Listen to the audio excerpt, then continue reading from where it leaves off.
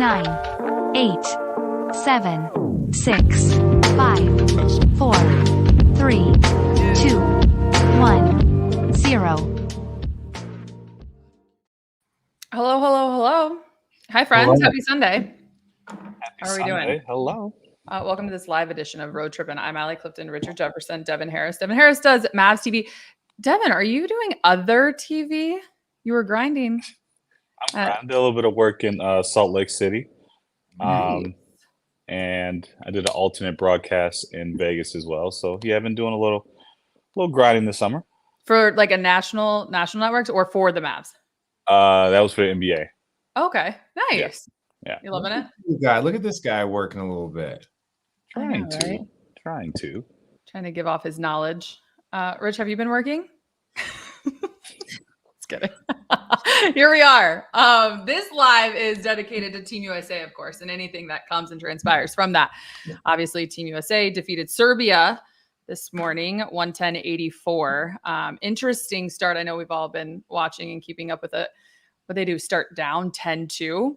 And I thought for a second, oh boy, here we go. And then there's this guy named Kevin Durant. I don't know if any of you guys know him, but he's pretty spectacular.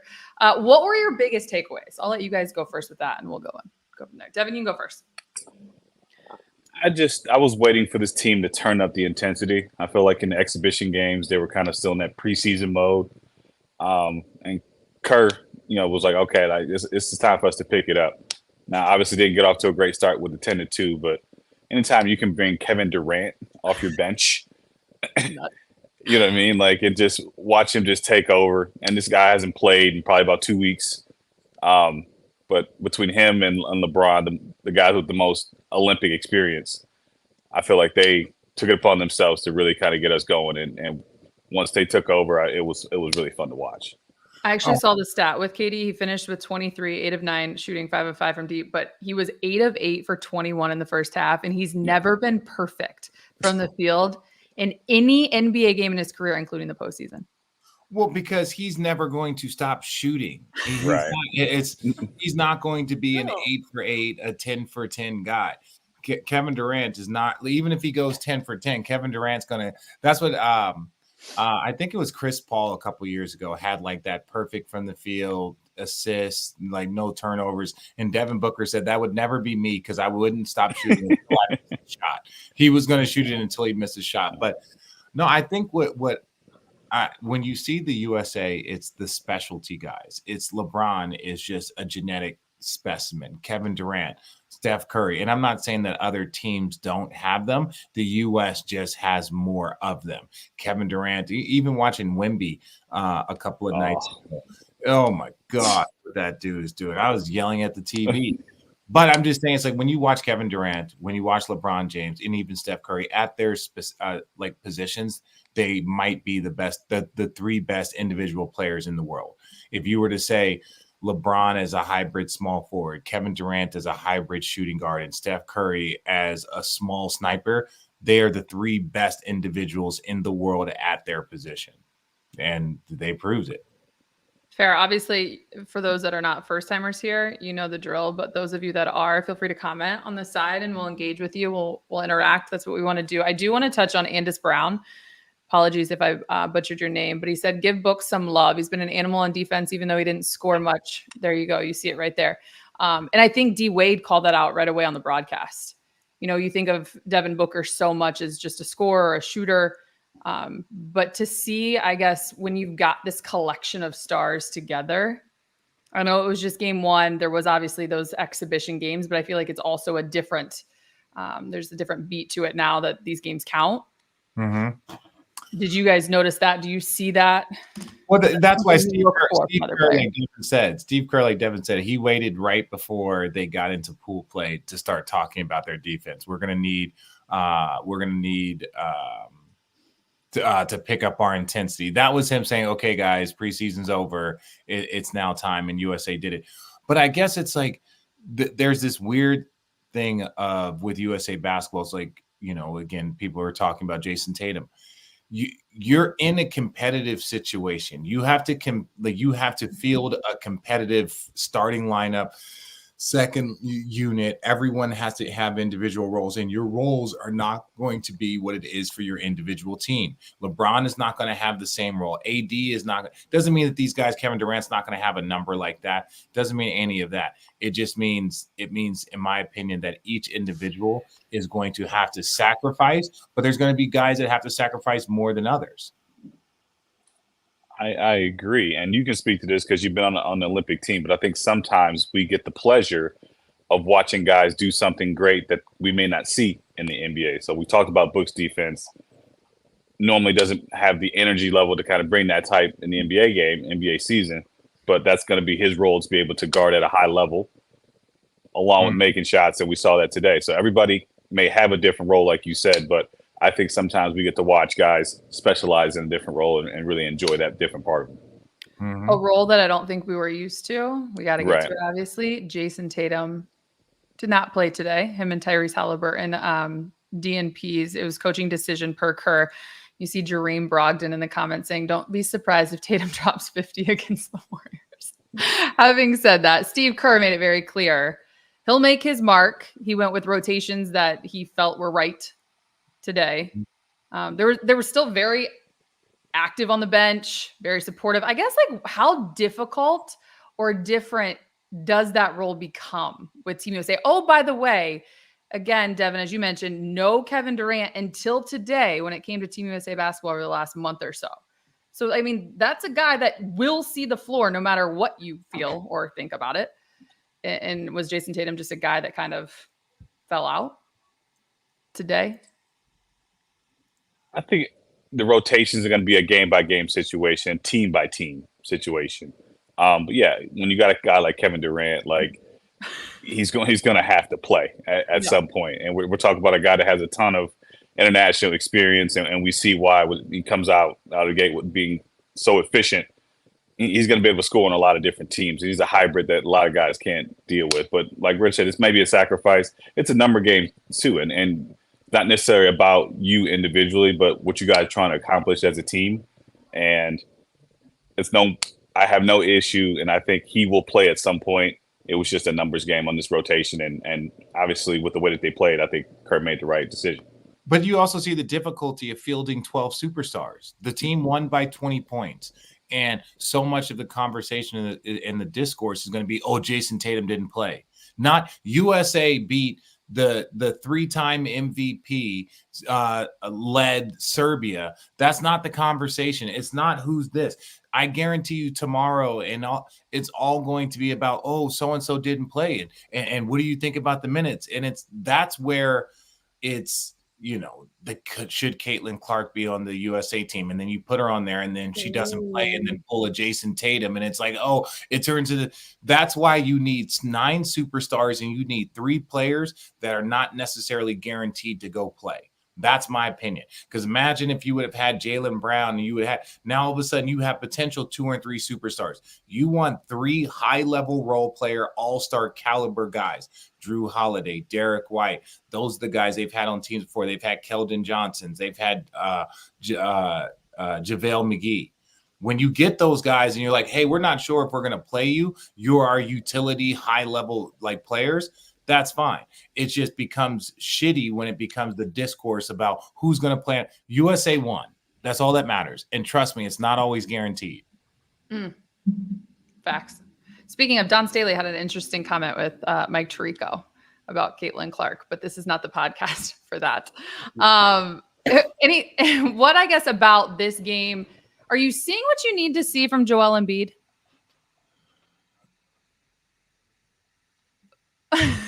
Come on, Dev. I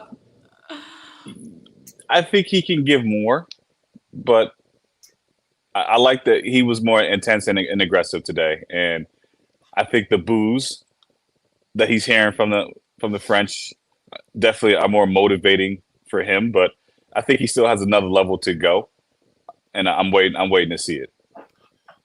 Look, he's not 100%. It's not again. It's. I think. Look, I'm going to be the Mr. Grumpy guy. Shocker. Shut up. This is about the team. Like, this isn't about, is Joel Embiid going to look like MVP? We have Joel Embiid on the USA basketball team. If he gives us 10 minutes, if he gives us 15 minutes, what are we looking for him to be dominant? Like, USA won by 30 against probably his most difficult matchup, which would be Jokic. Win-win. Good. We move on to the next. It's not like we're going to see every one of your favorite star players go for 25 every single night. Like Steph Curry, what did he have? He had 11 points. The three he hit at the end was just absurd. But it's like he didn't have very many points. But there's going to be a game where he might have 15 and a quarter.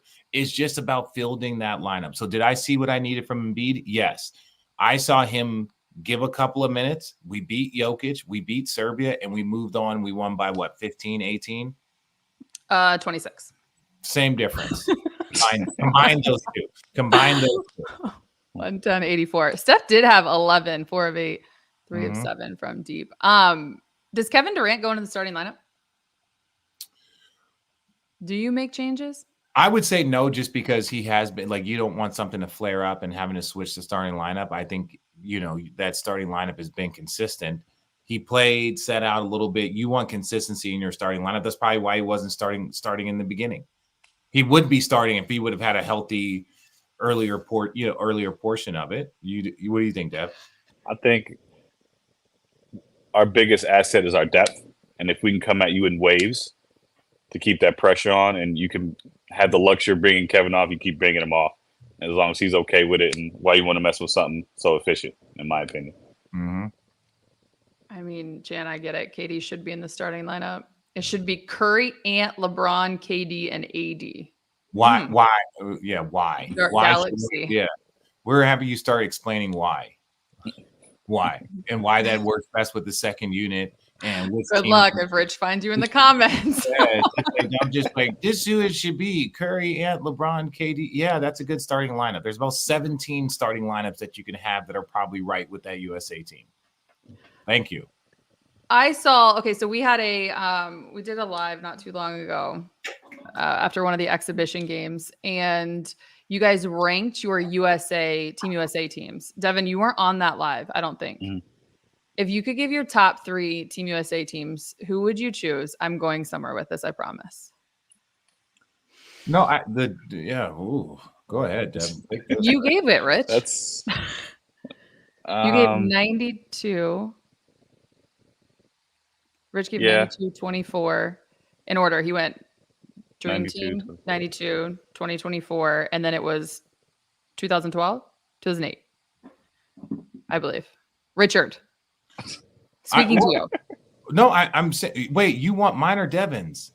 I'm just saying she's setting the context for me. So I'm okay. This is what I said. I said USA, the Dream Team was the most dominant team, so they have to be number 1. Like, forget like all the other stuff. They dominated everybody. Then after that, I would say 08, and then you said 2024, and then this team. 08 was Kobe and LeBron and D Wade. The Redeem Team, yeah. Yeah, where are you going with this? Me?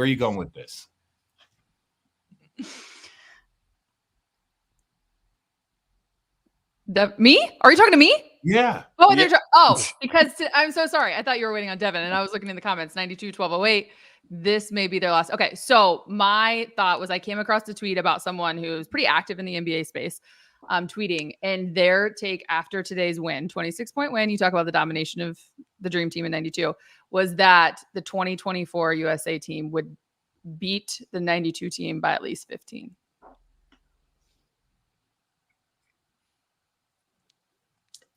I ain't got a time machine. Do you, Devin? No, I don't. I mean, you look at the roster. I'm not like, but again, we're also talking about this. Larry Bird was not in his prime. Magic Johnson was not in his prime. Michael Jordan was entering into his LeBron's not in his prime. Steph Curry, are they in their prime? Kevin Durant. What my point is that you look at this and it's like, there was no team. We can't go back and do that. So it's like, which team was more dominant? Now, the game of basketball is harder now than it was in 92.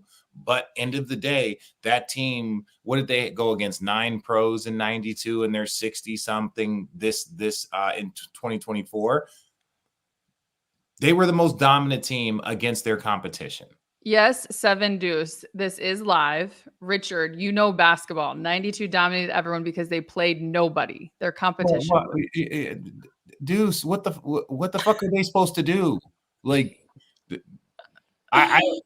they played nobody. Yeah, I get that they played against nobody, but it was still Michael Jordan and his 6 championships, and Magic Johnson and his 5 championships, and Larry Bird and his 3 championships. Like, let's not make it seem like they didn't play against nobody, but they were everybody. Simple There's fact. a lot of those comments. Nobody's stopping KD from dropping 20 plus on the 92 team. Okay, cool. Congratulations. Congratulations. And again, this USA team, I think we have to wait till they finish to compare them to 08, 12, 16, 20. Like, you know what I'm saying? We have to wait till the end result so we can see, look, if they go and beat everybody the way they beat Serbia all the way through, and they just have this impressive, like, locked in performance, then yeah, 100%. They can make an argument, but I don't think that they could do anything unless they beat everybody by 30 points. You know, that you can't compare their dominance. How impressive is Braun? It's a simple question because I just think we continue to watch him. He was 3 rebounds and assists shy of a triple-double. Again, we talk about it all the time, the age, 39 years old. I mean, just the way in which. It's impressive to watch, and more so not necessarily from the physical standpoint, from the mental. Yeah. I mean, it was a play where I think a free throw where he, wherewithal to the international rules, knock it off the rim. He's still locked into like all of that, like at his age, and his ability to still take over the game and set the tone for guys to follow. It's impressive. Like knowing the rules better than the officials. Right. That kind of thing. Yeah. Just being that locked in. Yeah. Somebody was like, Richard, do you think Steph's nice guy willingness to create assists and draw players? Brandon, yeah, I'm reading this. Will cause him criticism for not shooting more shots. Who the fuck is criticizing him? Like this way, like what you're saying is like Steph Curry. Basically, what you're saying is him not trying to be aggressive enough. No, he's going to do his job, and his job is to create space. But his job is not to score 30 like it is for the Warriors. His job is to create space and cause confusion. That backdoor cut that Drew Holiday got, that assist from LeBron, that was because 2 players went with Steph. The difference is Steph has to do that for 42 minutes every single night with the Warriors. With USA basketball, he's got to do it for 15, 18, 20 minutes, right? So his job is to do that, and his teammates have to maneuver around his special ability. So the criticism is not like, oh, Steph only shot 8 shots. Well, for the Warriors, that would be a problem. For USA basketball, when they have Devin Booker and Kevin Durant and LeBron James, that's not a concern. It's more about how he's playing. So if he's getting the movement and creating open looks for Kevin Durant, we saw how well that works. It's not about how many shots you get. It's about the quality of the shots that you're creating for your team. Derek Vincent, who is the alpha last shot taker for this team? He chose KD. Whoever's open. That's not true. That's not true. Whoever's open. I think it depends on what you need. Yeah. Thank you, Devin. Yes, depends on what you need. If it's anything, if you're planning on making a drive and a power move, obviously we saw give the ball to LeBron, kind of clear out. I feel like if it's a situation we need to pull up mid-range too, you going with Kevin Durant, and obviously if you can create an open look for Steph for 3, I think that's where you go. You got a shout out, by the way, Devin, for Wisconsin. Ty Stulo, Richard and Devin, Wisconsin. Shout out to Devon Harris. Yes. Yeah, yes. Yes. There you go. I'm actually in Wisconsin as we speak. Oh, are you? Yes. How's the Midwest? Is it hot as hell? Oh, no, it is beautiful. I can tell those blankets and pillows behind me. He's somewhere in God's country. There's God. Oh man. These comments giving RJ a migraine. Yes, they are. Okay, so who's the OG shot taker? How many times have we seen the ball in Bron's hands? When I was saying whoever's open, Bron most likely will have the ball in his hands, right? To be the Playmaker. this decision maker. So we've seen him in every elite situation hit the right open person. This time, the right open person could be Devin Booker. It could be Steph. It could be KD. So when I say who's open, it's not like everyone makes it seem like there's the 4 down, 1 up. I'm going to go ISO and be Captain America. That's not what basketball, that's not USA basketball. That's not, it's okay. We're going to run a play. There's going to be 3 options and we have the ball and the guy who's 4th all time in assists. He's going to be the decider. That's why I said whoever's open, because you're going to depend on LeBron to make the right play. I don't think that they're ever going to do any hero ball with 1 man up top and 4 man flat. But if I just needed That's exactly how he won the game against South Sudan. Yeah. But yeah, I would say Kevin Durant is the bucket getter. If you're like, we're going to go, we have 2 seconds and I'm going to, like, I would put the ball in Kevin Durant, just not because he's the greatest and this and that. I would say the same thing I would say about Steph. Him and Steph, I trust them both equally to make the game-winning shot. One's just 6'11". So if I trust, no, he's 7'2". 7'2". Yeah, he's 7'2". If I trust you both, if I trust you both, I'm just going to give the ball to the bigger guy. That's why Kevin Durant has 2 Finals MVPs when Steph was on his team. Rasan reacts. Devon Harris was my favorite player growing up. Love. Stephen White. I was a big Devin Harris fan. Played with great pace. Oh, God. Half-court buzzer beater is legendary. Can you remind us of what that was? Oh, of course I can.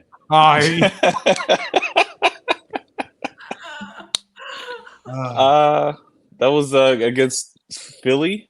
I think it was like 2.7 seconds left. Was able to hit a off balance half court shot to win the game. What year was this? That was 08, 09. They killed the vibe though because they had to review. I know the ref called it no good. The vibe was It was no good. No, Originally bobbled it, caught it, shot it half court, goes in. Everyone goes crazy. Ref says no good, emotional. They go and review it. It's good. And then they cheer and walk off. And it's like, damn it, guy. Like they messed up the whole vibe. They messed up the vibe for sure. I'm glad they messed up the vibes on your story. I know. I'm so glad they did. You have a lot of love in here. Devin was a baller. Rich, did you ever hit a game winner? How many game winners do you have? Yeah, that's a better question. Yeah, that's what I meant to say. Sorry. How many game winners in my life? Iguodala hit it out of your hand too. 2 out of. He fouled me. He fouled me. Get it right. Right. Should have been an and one. Yeah. There we go. You have how many, Rich? I think I have 2. Do you remember them? Oh yeah. Well, it depends on what are you talking about? His was a buzzer beater. Mm. His was a buzzer beater. I only have like not a go ahead game. I'm talking about a game winner. Buzzer. No time on the clock. Buzzer beater. Seconds, walk off. 1. Do you remember it? Yeah, it was against LeBron. I had 40 in them against Cleveland. Oh, that's right. Yeah, I did a whole feature on it when he played for the Cavs. God, I totally forgot about that. All right. Well, anything else stand out to you guys? Before they have South Sudan on the 31st, 12 o'clock. South Sudan's they're gonna get clapped. South Sudan's it's gonna be bad. That's the game you want to take the over, right? You want to take the over. They're gonna. It was just a one-time moment for them. Yeah, but they won today over Puerto Rico, I believe. South Sudan looks like a pretty good team, but they're going to have some problems. The USA basketball, the USA is going to be a little different this next time around.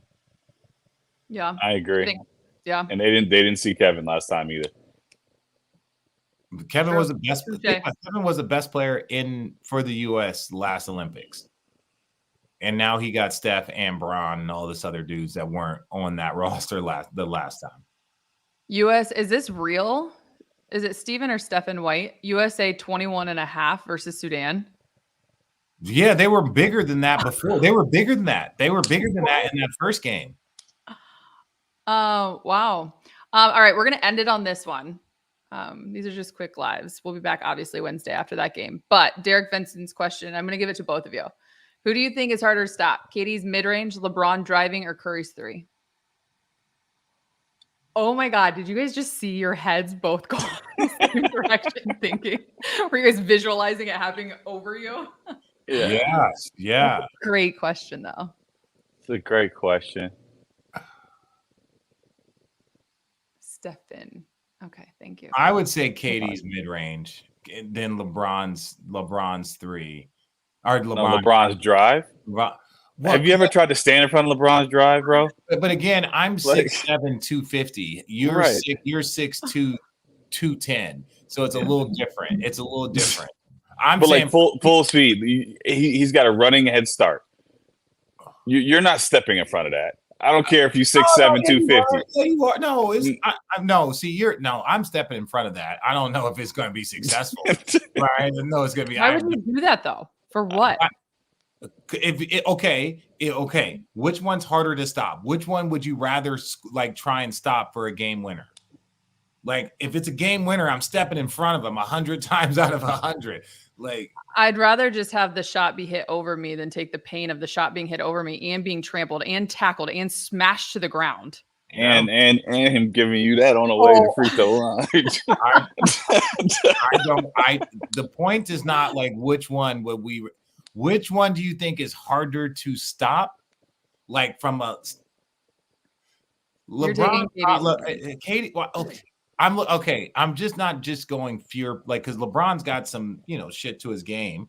Right. I'm just not going pure. He's just gonna like running back handed or Derrick Henry you. That's not what I'm saying. I'm saying from a skill standpoint, KD's mid-range is harder to stop because he stops on a dime and he's got that high release point. So as a 6'7" guy, my contest is right here and the ball is right here. So like that, it means I have zero impact on what he's doing. Steph's 3-point shot, you can feel like you can get on top of Steph and try and force him down or force him like we saw Kevin Love force him into that top. Like you can force you can't force KD into a shitty mid-range. That's impossible. He's too big. Dev knows what I'm talking about. Dev, no, come to Dev. You don't want you. Yeah, Dev wants to argue with me, but he knows that like, they're like once KD pulls up in his mid range, like it's I mean, you can't let him get to a spot, and that's. You can't stop him from getting to a spot. I like you can't let him get to a spot, but you can't. But you can't stop him from getting to a spot. Wait, have you ever been in front of Braun when he goes downhill? Yes, everyone has. You, Devin, has? I've taken a few charges that I'll never. I won't do that again. You got to. You got to. Are you gonna get cussed out? Your coach gonna be like, "Were you afraid? Were you? You know what?" And run me over. I don't care. Someone pull up the clip of RJ slapping Braun's headband. Is that a real thing? Yeah. I tried to like sweep down the ball. He brought it up, and I swiped down the ball, and it hit him in his head. But his headband just came down below his eyes, so he had like his headband below his eyes making a layup. I was like, "Yeah, thank you for bringing up fun." The internet does not allow you to forget anything or miss anything. All right, you guys are amazing. Obviously, as I just mentioned, South Sudan, Team USA, they face Wednesday, the 31st, 12 o'clock. So we plan to come back around the same time, 3 o'clock Pacific. The questions were fun. Thanks for being engaging with us. If you haven't already, don't forget, go subscribe to our YouTube channel. We'll be with you all day, every day. Not really, but basically you get it. And then we will see you next week. You guys are amazing. Y'all, don't tell me about stupid lineups. They're all in the comments.